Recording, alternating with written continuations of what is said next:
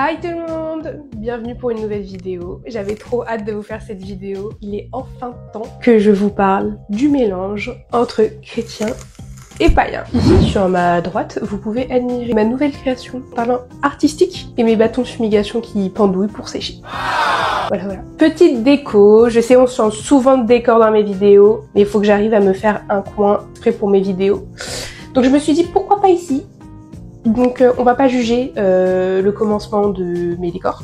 Hein. Aujourd'hui dans cette vidéo, on va parler des pays chrétiens avec un petit peu de croyances païennes. Je vois beaucoup sur les réseaux des personnes dire que les pays chrétiens monothéistes ont toujours été monothéistes. Alors que, nanana. Et quoi de mieux pour vous démontrer tout ça que prendre l'exemple de ma culture, le Portugal. Le Portugal, forte de son influence chrétienne, a aussi un passé païen qui se ressent encore aujourd'hui. Pour remettre dans le contexte, on va faire un chouïa d'histoire. Le Portugal est un pays issu de la péninsule ibérique où il y a eu plusieurs influences. Des Celtes aux musulmans et aux Romains, le Portugal a connu plusieurs occupations. Ce qui fait qu'aujourd'hui, le Portugal est riche de culture. Aujourd'hui encore, on retrouve beaucoup d'éléments qui marquent le passage de toutes ces occupations. Je pense que pour tout le monde, et pas que pour les Portugais et les Portugaises, c'est pas nouveau. On est un pays très chrétien et on pense souvent, très souvent d'ailleurs, qu'il n'y a pas eu d'occupation païenne. Or, laissez-moi vous annoncer que le Portugal est un pays à la base très païen. Du fait de ses occupations bien sûr, et pour vous le prouver, j'ai fait mes petites recherches. Le Portugal a eu une période polythéiste. J'ai fait une petite étude et j'ai retrouvé des divinités. Aujourd'hui, je pratique avec une de ces divinités. On a Nabia, déesse des rivières et des eaux. On a Athégina, c'est l'équivalent en fait de Perséphone. On a aussi Andovelico, le dieu de la santé et du bien-être. Et on en a plein d'autres. Donc c'est bien pour vous dire que le Portugal n'est pas que chrétien. En tout cas, il n'a pas toujours été chrétien. Pour le moment, je me suis pas encore intéressée aux autres pays, mais ça m'étonnerait pas qu'ils soient pareils. Donc on est dans un pays chrétien avec des divinités païennes. Encore aujourd'hui d'ailleurs, on peut retrouver des statues, on a encore même des hôtels. De ce passé païen, je vais vous mettre quelques petites photos, histoire que vous voyez. Et dans le lot, vous vous en doutez bien, on a aussi des sorcières. Et qu'on est dans un pays chrétien où la sorcellerie est interdite, mais, dès que ça ne va pas, il courait chez la sorcière. Je vous le dis parce que je le connais tout ça. Je le dis pas parce que je l'invente, je le dis parce que je le connais. C'est connu chez nous. Et pour répondre à la question qu'on voit souvent passer sur les réseaux et qu'on me demande souvent, c'est est-ce que les sorcières pratiquent avec la religion chrétienne? Est-ce que ces sorcières sont chrétiennes? Oui. Effectivement, là-bas, les sorcières pratiquent beaucoup avec les énergies du christianisme. De plus, elles pratiquent énormément avec les saints. Personnellement, depuis que je suis toute petite, mais vraiment toute petite, on m'a toujours dit qu'il y avait des sorcières au Portugal. Forcément, ça dépend avec qui tu en parles parce que certains sont plus frileux que d'autres. Mais il y a des personnes comme ma grand-mère qui sont très ouvertes d'esprit. Dès que quelque chose n'allait pas, elle allait forcément chez la sorcière. Et plus d'une fois, mon grand-père l'a accompagnée. La chance que j'ai aujourd'hui, c'est encore d'avoir mes grands-pères et j'ai pu poser quelques questions à mon grand-père. Mamie, elle t'a jamais amené voir des sorcières? Oui, j'ai déjà voir un mec qui dit qu'elle est sorcière. Je crois pas tellement. Hein. Et forcément, il y a quelques noms de sorcières qui ressortent énormément au Portugal, dont la sorcière de Arruda. C'était une sorcière très connue au Portugal et elle était plutôt vue comme une guérisseuse. Souvent, les sorcières sont associées à des guérisseuses et des voyantes, donc on a forcément la bonne et la mauvaise sorcière. La sorcière de Arruda, c'était une sorcière très connue au Portugal, on a beaucoup de livres sur elle, sur sa vie, et la culture des sorcières, elle est bien ancrée au Portugal comparée à ce qu'on peut penser. Par exemple, au Portugal, on a des endroits comme le territoire des sorcières à Lusa. On a aussi l'histoire d'un chêne qui est beaucoup plus grand que les autres à Montargis et il serait beaucoup plus grand que les autres parce que des sorcières auraient fait des rituels autour de cet arbre. On a aussi à Sabugal, le territoire des sorcières.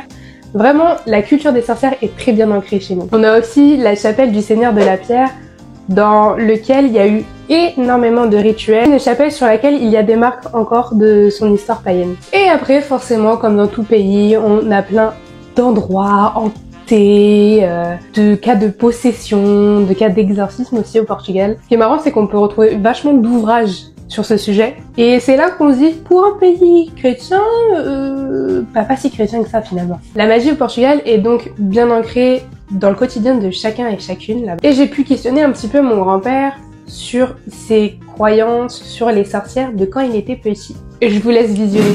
Ça te dit quelque chose ça, papy? Hein? Est-ce que ça te dit quelque chose? Regarde. Oui, c'est tout petit par contre. En fait, le petit truc, moi, pendant longtemps, j'ai cru que c'était une patte de lapin, mais en fait, c'est une main qui fait comme ça. Ça te dit rien? Oui, quand tu passais pour sorcière, il faut faire ça. Quand tu passais devant les sorcières, fallait faire ça? Oui, quand on nous dit qu'il a un âme, c'est Ouais. un sorcière, il faut le faire ça, comme ça, il ne se fait pas de mal. Oui, c'est pour le mauvais œil. Ça te dit quelque chose? Oui. Pour vous montrer en face-to-face, ce sera plus simple parce que c'était pas prévisible.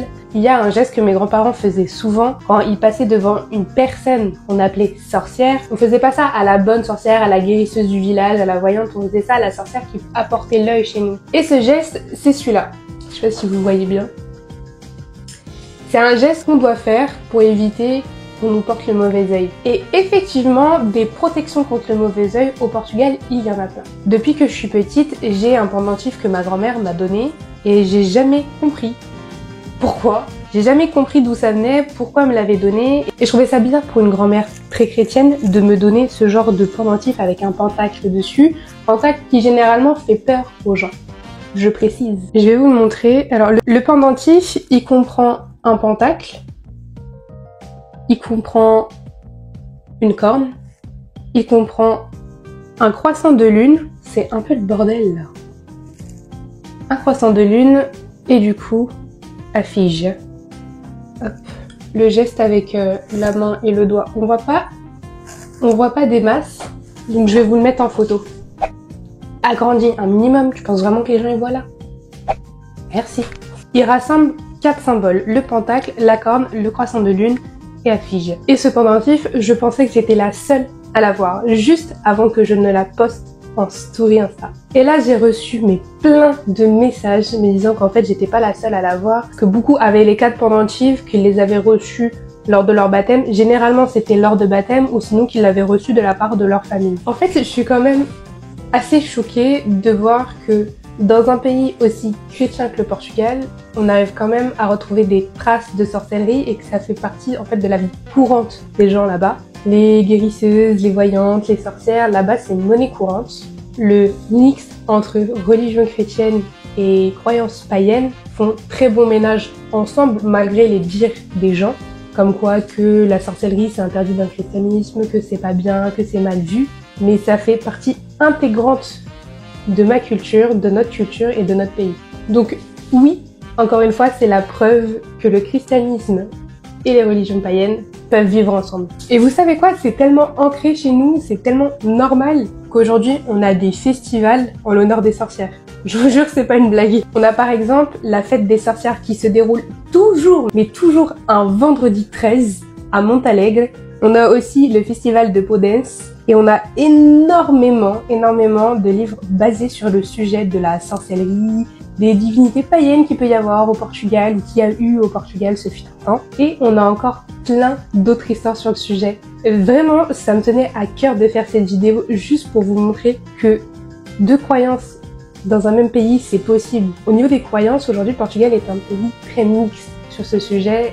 La preuve en est elle-même, je vous l'ai expliqué aujourd'hui dans cette vidéo. La prochaine fois, je ferai une vidéo sur les monstres qu'il peut y avoir au Portugal et les cas un petit peu paranormal ou un petit peu creepy qu'il y a pu avoir parce que dans mes recherches sur les sorcières, j'ai trouvé un tas d'informations que moi-même je savais pas. J'avais connaissance de certaines histoires, mais je pensais pas qu'il y en avait autant.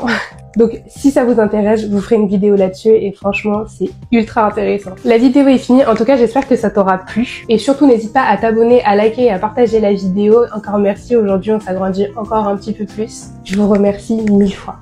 Du coup je vous dis à la prochaine pour une nouvelle vidéo. Bisous!